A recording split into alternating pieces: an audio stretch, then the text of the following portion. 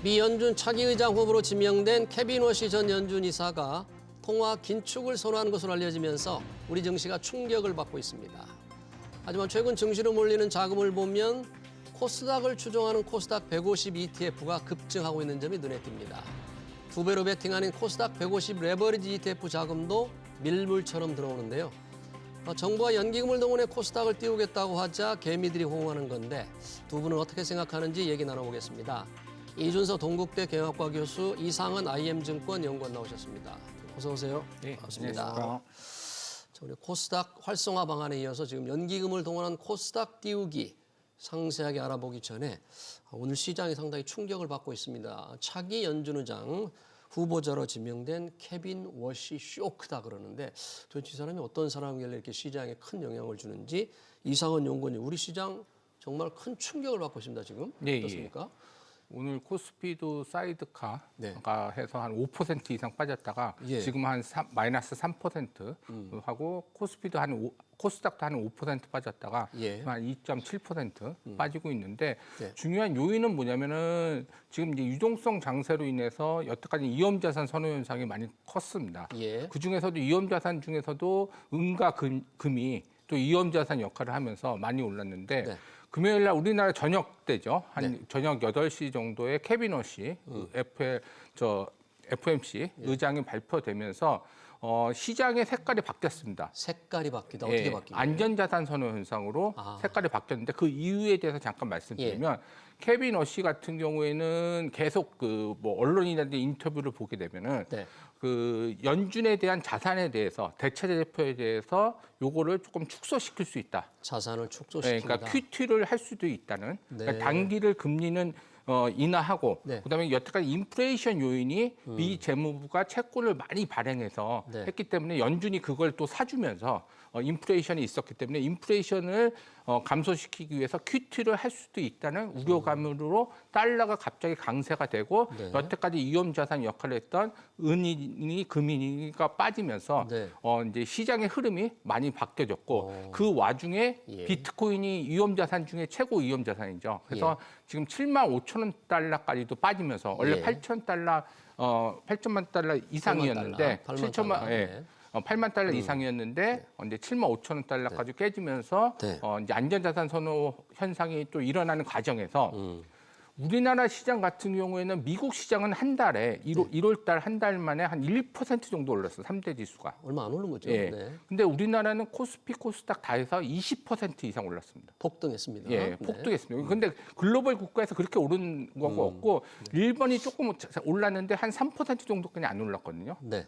대만도 그렇고 그렇기 때문에 우리나라가 워낙 많이 또 올랐고 네. 그런 유동성 장세 특히 개인 자금으로 많이 올렸기 때문에 예. 오늘 같이 이제 안전자산 선호 현상을 급하면서 일본은 한 0.5%까지 안 빠지지만은 예. 우리나라는 아까 이제 5% 이상 네, 빠지는 그러니까요. 현상이 있을 수 있다. 네. 그래서 여기서 중요한 건 뭐냐면 이게 우리나라가 거의 20% 정도 올랐기 때문에 올 들어서. 그러니까 4,200에서 5,200까지는 다이렉트로 갔거든요. 코스피도. 그리고 최근에 또 코스닥도 발맞추기 위해서 예. 여러 가지 정책 이슈 때문에 20% 올랐기 때문에 네. 이 부분이 또 어떻게 반영할 건가. 그런데 이제 제 생각은 하루 이틀로 그냥 끝나지는 않을 거라고 보고 있고요. 아, 그래요? 어느 정도 안전자산의 선호는 계속 지속될 수밖에 없는 네. 경우다. 그렇게 보시면 될 것 같습니다. 시장의 색깔이 바뀌었다. 안전자산을 선호하는 식으로 바뀌었다 그러는데 케빈 워시 차기 연준 의장 지명자에 대해서 시장이 너무 과도하게 반응하는 게 아닌가. 통화긴축을 선호하는 정말 매파적 인물인가? 약간 평이 엇갈리는 것 같은데 혹시 이준석 교수님은 어떻게 지금 외신들의 분석을 보면 어떻게 판단을 해야 될까요? 네, 이렇게 새로 지명된 분의 성향이 예. 뭐 통화 긴축론자다, 뭐 통화 완화론자다 얘기가 있는데 저 기사를 보니까 정치 경제학자다, 뭐 이러한 평도 있더라고요. 정치 경제학자? 예, 그래서 쉽게 말해서 이기는 편이 내 편이다. 아. 예, 그래서 향후 추이는 좀 살펴봐야 되지 않을까라는 네. 예단하기는 좀 이를 것 같고요. 예. 뭐 좀 살펴봐야 되지 않을까라는 생각입니다. 예. 그러네요. 시장은 늘 오를 때는 과잉 반응, 내릴 때도 과민 반응 경향이 있으니까 정말로 어떤 정책을 내놓을지는 좀 지켜봐야 할 것 같습니다. 오늘의 과제 연기금 우리 코스닥 시장 활성화, 코스닥 시장에 대한 투자를 늘려라 이런 유인책을 지금 여러 가지 내놓고 있는데 정부가 구상하는 코스닥의 연기금들의 코스닥 투자를 유인하게 한 대책은 지금 어떤 게 나온 거예요? 세 가지 관점에서 나왔거든요. 그러니까 12월 17일 날 금융위원회에서 코스닥 활성화 정책 대통령한테 업무 네. 보고를 하면서 세 가지 정책으로 했습니다. 첫 번째 정책은 아까 이제 말씀드렸듯이 유동성이 가장 중요합니다. 네, 어쨌든 코스닥에 대해서 연기금의 유동성 유인을 하겠다. 그게 이제 첫 번째 정책이고 두 번째 정책은 뭐냐면은 저희 코스닥에서는 이제 여태까지 매력적인 시장이 아니었던 게 뭐냐면 네. 코스닥에서는 약간 이제 좋은 뭐 실적도 잘 나오고 아니면은 매력적으로 뭐 배당도 많이 해주고 그런 회사보다는 좀 부실한 회사들이 많아서 부실 회사. 그래서 이제 매력적인 시장으로 바꾸기 위해서 퇴출 기준을 강화한다.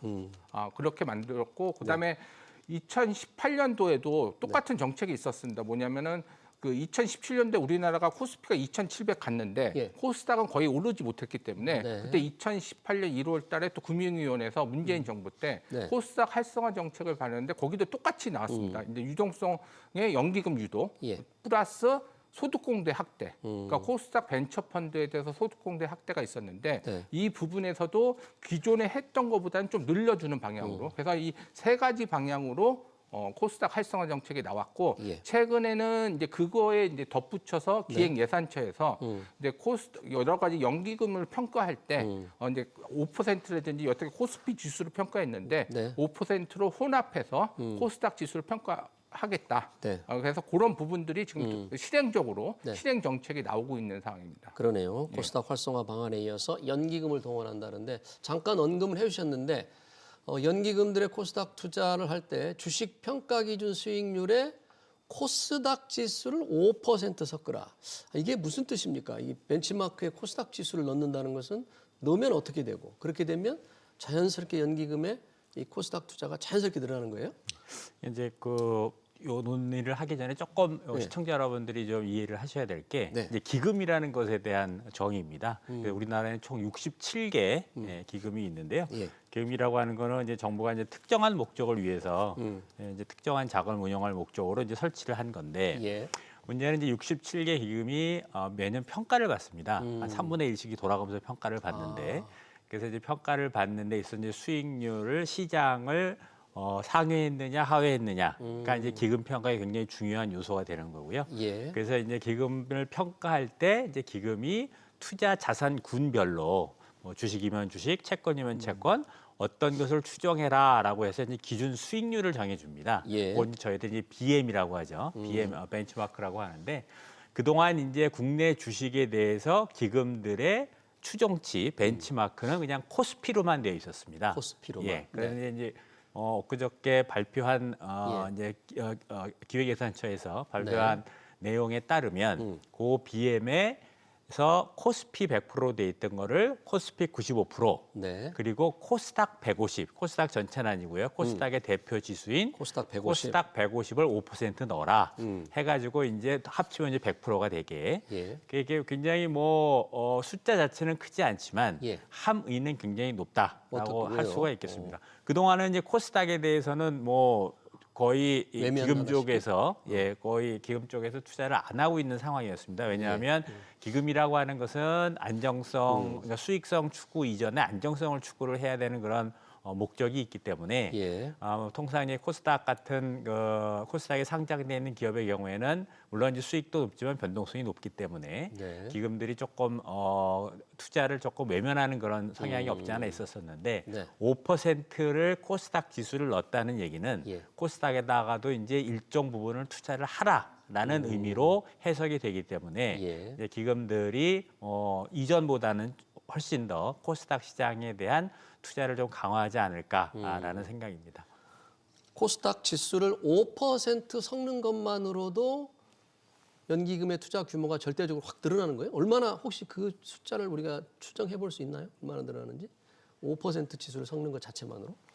그거는 조금 기금마다 틀리니까. 기금마다? 예, 네. 틀리니까 그거는 좀 추정하기가 예. 약간 몇 조 이상 될 예. 것 같다고 그렇게 예측할 수 있는 거고. 예. 근데 중요한 거는 이제 연기금 아까 이제 교수님이 설명해 주신 67개 규지만 국민연금이 네. 어찌됐든 주식 투자 규모도 가장 크고 네. 그래서 그 연기금 중에서도 국민연금이 어떤 포지션을 취하느냐에 따라서 어떻게 이게 이제 코스닥 지수의 유임 속도가 빨라지나 늘어지느냐 그렇게 판단이 될 거라고 보고 있습니다. 조금 상세히 예. 숫자를 좀 말씀을 드리면 이제 기획예산처가 발표를 하면서 24년 기준으로 2024년. 이제 2024년 기준으로 코스닥 연기금들의 코스닥 투자 규모가 5조 8천억이다. 5조 8천억. 예, 5조 네. 8천억이다라고 얘기를 했습니다. 근데 그 당시에 이제 우리나라 기금의 총 국내 주식 투자가 한 150조 정도 됐어요. 24년에. 대부분이 이제 국민연금에서 하고 있는 거고요.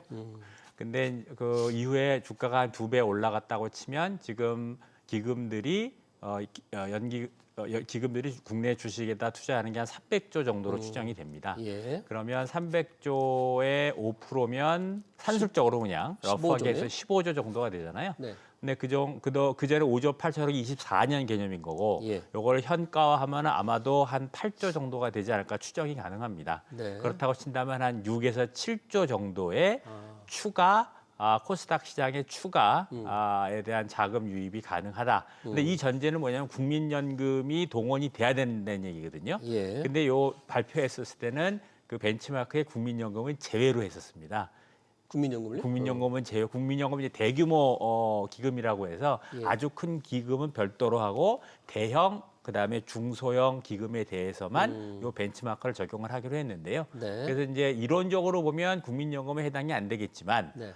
현실적으로 보면 이제 가장 맏형격인 국민연금이 정부 정책에 호응을 할 수밖에 없는 상황이라서 국민연금도 이제 포함이 된다라고 봐야겠죠. 그렇다고 친다면 대략적으로 한 6, 7조 정도 그리고 이제 시장의 신호 효과까지 감안을 한다면 네.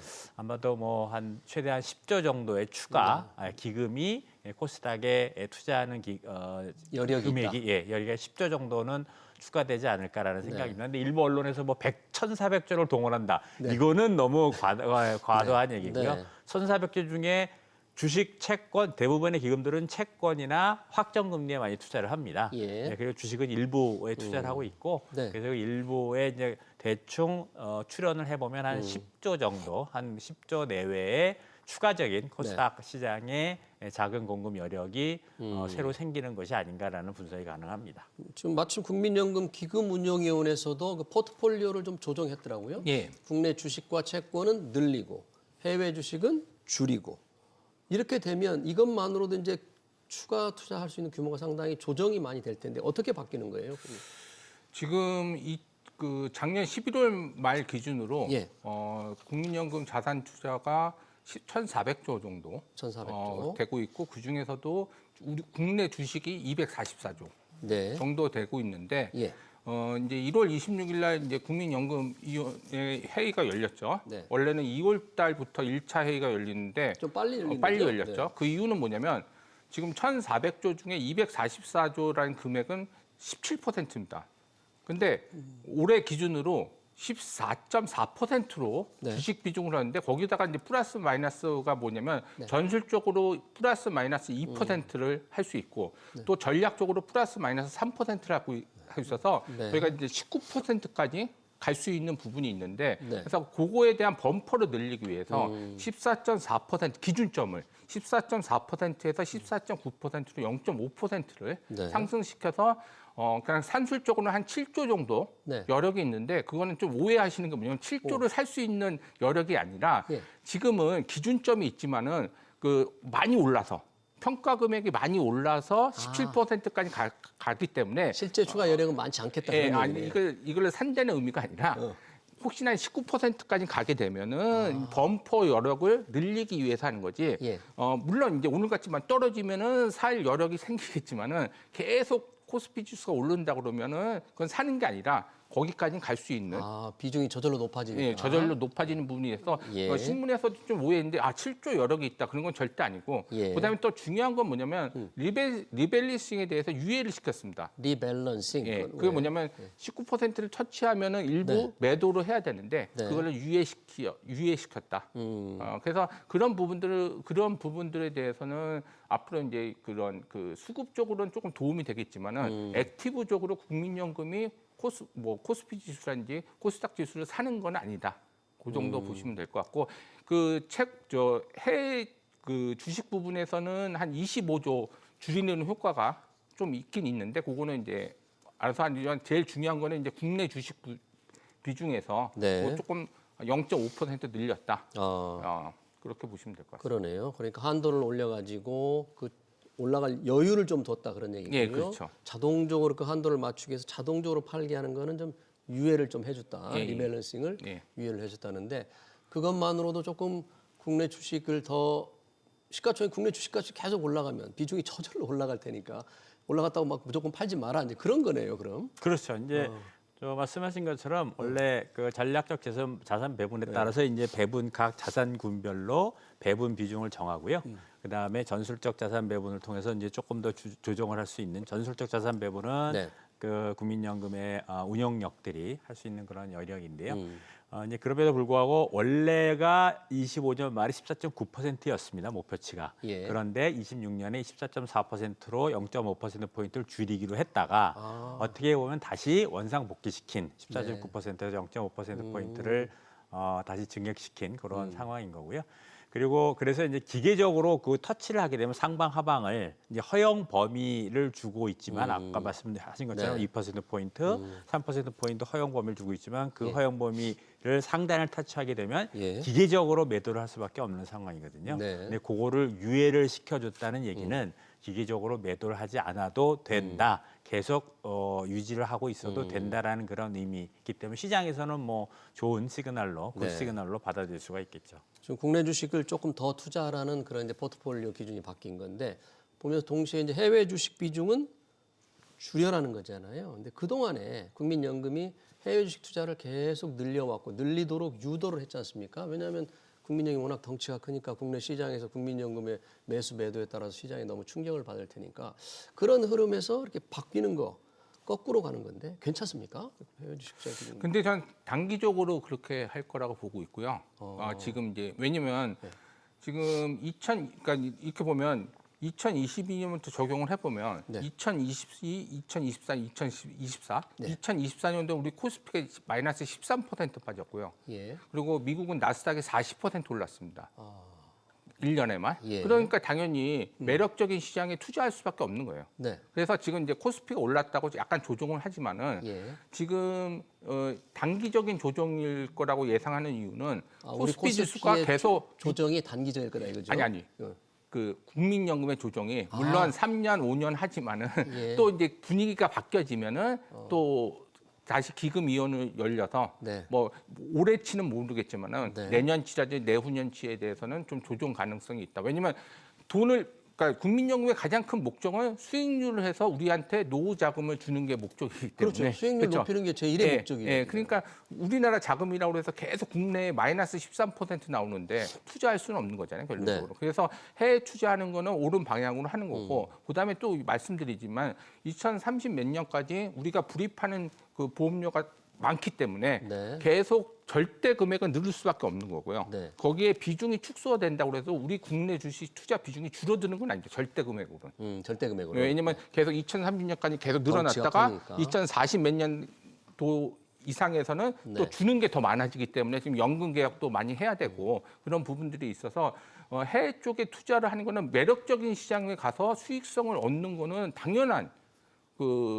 책무고 그러네요. 그렇기 때문에 지금은 우리나라 주식이 워낙 이제 좀 매력적이었고 네. 작년도에 최고의 수익률을 올랐기 때문에 예. 이런 조정이 있었고 앞으로는 뭐 내년 내후년도에는 또 많이 오르면은 계속 오를 수가 없기 때문에 또 해외 시장에 돌리는 게 맞지 않을까 그렇게 보고 있습니다. 그러니까 포트폴리오 조정, 기금 운용의 포트폴리오 조정이 단기에 그치지 않을까 이제 이렇게 이상은 의원님 보셨는데 수익률 1등이 목적인데 혹시 이게 뭐 국민의 증시를 부양하기 위해서 어떤 조정을 하는가 그런 이제 오해를 받을 수도 있는데 그런 걸 보면 우리 노후를 안전하기 위해서 수익률 가장 높이 올릴 수 있는 원칙은 기금운용의 이제 독립성이잖아요.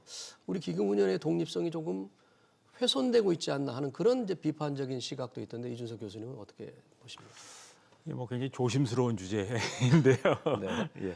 물론 이제 글로벌 기금의 연금에 비해서는 네. 조금 정부의 뭐 입김이 조금 작용하는 건 사실입니다. 왜냐하면 예. 이제 우리 기금운용위원회가 이제 21명으로 구성이 되어 있는데 네. 이제 정부 분들이 이제 당연직으로 한 6, 7분이 들어가 계시고 네. 그리고 그다음에 이제 그 각 뭐 지역 대표도 있고 그다음에 노조 대표도 있고 사측 대표도 있고 이해관계자 대표라고 그러잖아요. 예. 그래서 그런 분들이 많이 들어가 있는 상황이어서 글로벌 연금 같은 경우에는 되게 그 뭐 기본 정책만 제시를 하고 정부에서 네. 그리고 그런데 이제 한국에서는 뭐 굉장히 그 의사 결정자 역할을 하고 있는 그런 상황이어서 네. 약간 뭐 독립성에 좀 문제가 있지 않을까. 그다음에 독립성보다는 이제 전문성에서 더 큰 문제라고 이야기를 할 수가 전문성. 있겠습니다. 물론 네. 기금운용위 아래 수책이 뭐 성보위 그리고 이제 투정이 이제 하보위원회는 전문가로 구성이 되어 있는데요.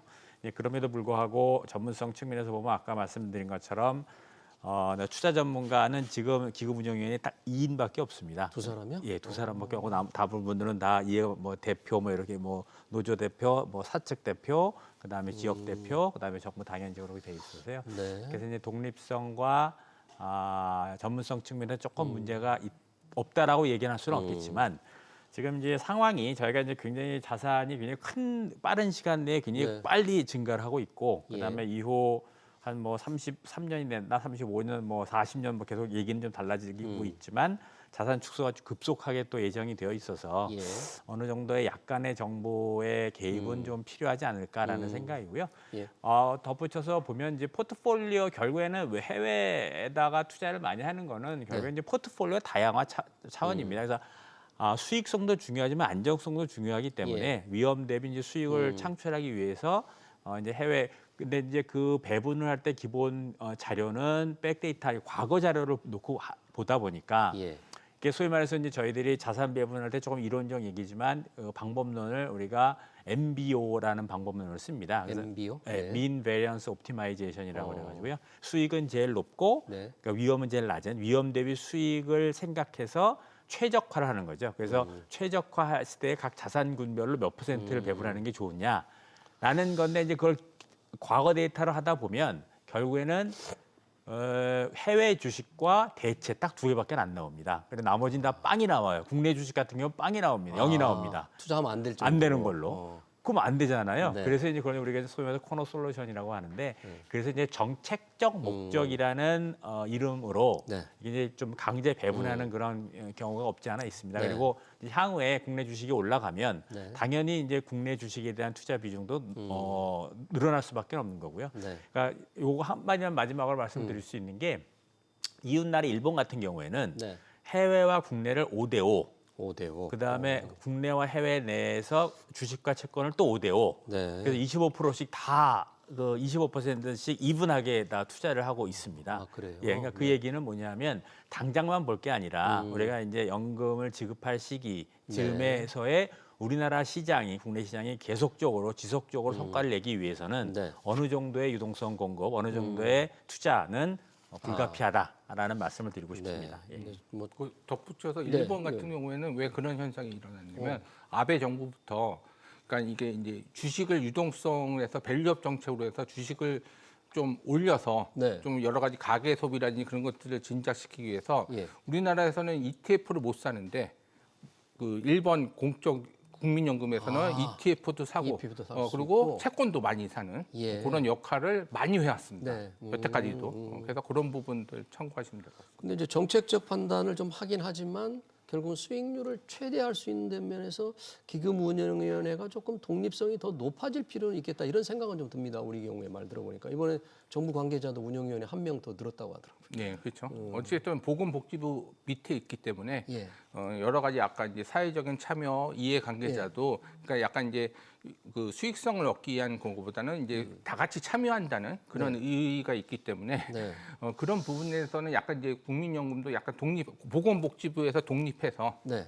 좀 있어야 될 그런 부분들이 여러 가지 이제 자산 배분이라든지 그런 측면에서 보다 강화할 수 있다 그렇게 보시면 될 것 같습니다. 균형 맞추기가 좀 쉽지 않겠습니다. 정책적 판단도 필요하고 독립성도 더 높이고 전문성도 높이고 하긴 뭐 수익률 1%포인트만 올라가면 우리 기금 고갈이 몇 년 늦어지니까 수익률 높이는데 우선 최선의 주안점을 두고 운영을 해야 되지 않을까 그런 생각이 듭니다.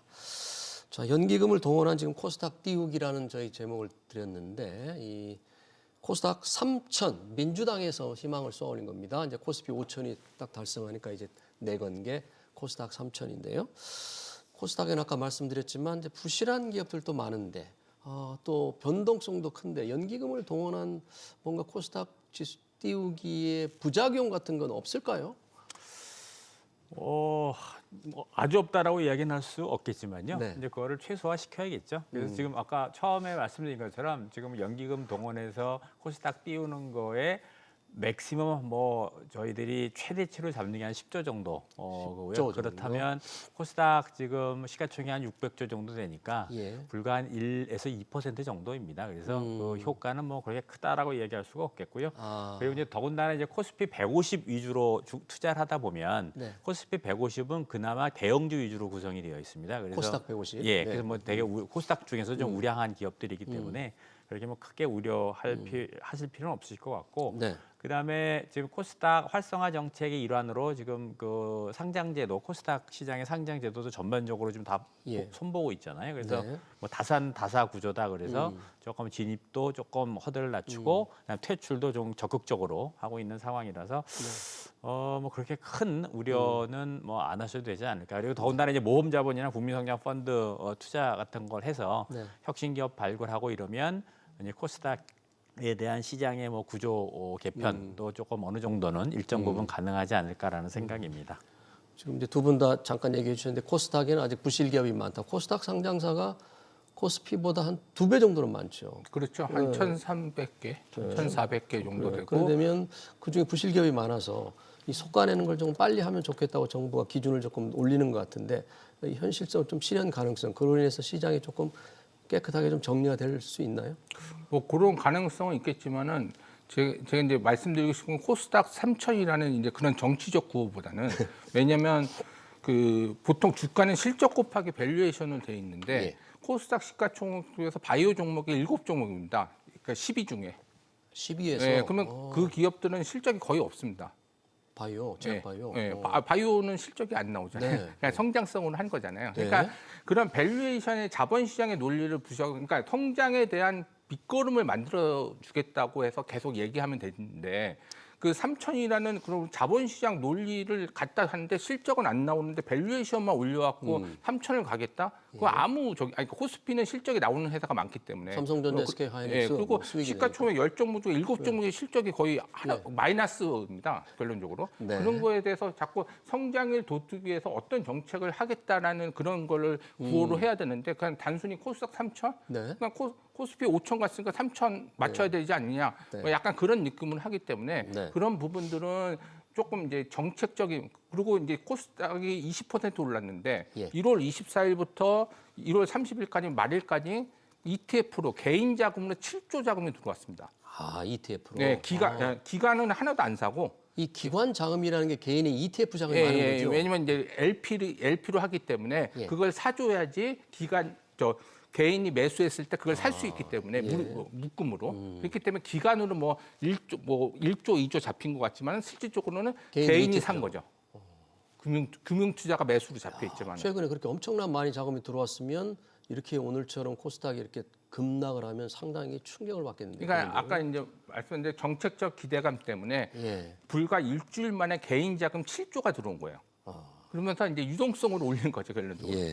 그러니까 그런 식으로 유도하는 것보다는 이제 성장에 대한 뭐 그런 이제 밑거름이라든지 아니면 뭐 여러 가지 정책을 제시해야 되는데 그런 정책은 없이 네. 단순히 그냥 구호만 외치고 그냥 연기금을 동원하는 거 뭐 그런 것끼리 없기 때문에 조금 아쉽습니다. 네, 구호만으로 또 개미들이 너무 뒤쫓아가면서 고점을 무리하지 않고 쫓아갈 경우에 부작용이 클 것 같습니다.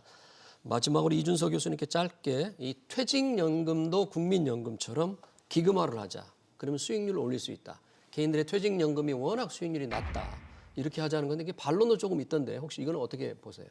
예, 뭐 일장일단이 있습니다. 그래서 뭐 장점은 규모의 경제라든가 네. 뭐 전문성이 향상된다거나 뭐 수익률 뭐 향상 이런 장점이 있고 반면 이제 단점은 뭐 사용자랑 근로자랑 뭐 이해 충돌이 가능이 뭐 그런 걸 지적을 할 수가 있는데 저는 개인적으로 기금화는 뭐 일부 찬성을 합니다. 찬성권. 예. 네. 다만 이게 독립된 운영 체계가 보장이 돼야 되겠고요. 예. 그래서 일부에서 나오는 국민연금이 퇴직연금 기금에 참여한다. 이거는 전 개인적으로 반대를 합니다. 그래서 국민연금은 공적연금이고 예. 그다음에 퇴직연금은 사적연금인데 일부에서는 준공적연금이다라고도 말씀을 하시는데 저는 개인적으로 사적연금이라고 사적 봅니다. 개인연금. 예, 그래서 지금 수익률이 안 나온다고 그러는데 그것도 이제 민간 운영사에 조금 뭐 운영 규제를 조금 유연화시켜주면 네. 뭐 국민연금 이상의 성과도 가능하지 않을까라는 생각이 들어서요. 그래서 기금화는 찬성하지만 네. 국민연금 참여는 예. 저는 뭐 바람직한 방향은 아니다라고 짧게 말씀드릴 수 있을 것 네. 같습니다. 예. 이상원 연구원님께는 이 코스닥 올 들어서 급등을 했고 지금 정부 인위적인 띄우기가 쉽지 않을 수도 있는데 우리 코스닥 투자하는 분들에 대해서 조금 어떤 시장 이럴 때는 어떻게 해야 될까요? 지금 단기적으로 너무 많이 올랐어요, 결론적으로. 그러니까 왜냐면 그런 기대감이 했으면 코스피는 작년도에 75% 오르고 또 20% 올라서 거의 95% 올랐는데 코스닥이 상대적으로 덜 오른 거는 아까 제가 말씀드렸듯이 그런 이제 밸류에이션에 대한 부분이 있기 네. 때문에 그런데 조금 지금은 조심해야 될 때인 것 같아요. 왜냐면 이제 유동성으로 개인 자금이 8조가 들어오면서 예. 코스닥 지수를 올렸고 특히 개별 종목은 팔면서 코스닥 150 ETF, 코스닥 150 ETF 레버리지를 사면서 대형주들이 엄청나게 네. 갑자기 아무것도 없는데 네. 단지 수급적으로 오른 수급적으로. 부분이 있어서 지금은 조금 조심을 해야 될 때고 예. 그다음에 조금 여러 가지 이제 성장성 있는 종목들이 있는데 그런 것들을 좀 취사 선택해서 그때 이제 조금 매수 전략이 맞지 않을까 그렇게 보고 있습니다. 알겠습니다. 연기금을 동원한 코스닥 띄우기 관련 토론 여기서 마치겠습니다. 지금까지 이준서 동국대 경영학과 교수, 이상은 IM증권 연구원이었습니다. 고맙습니다. 네, 고맙습니다.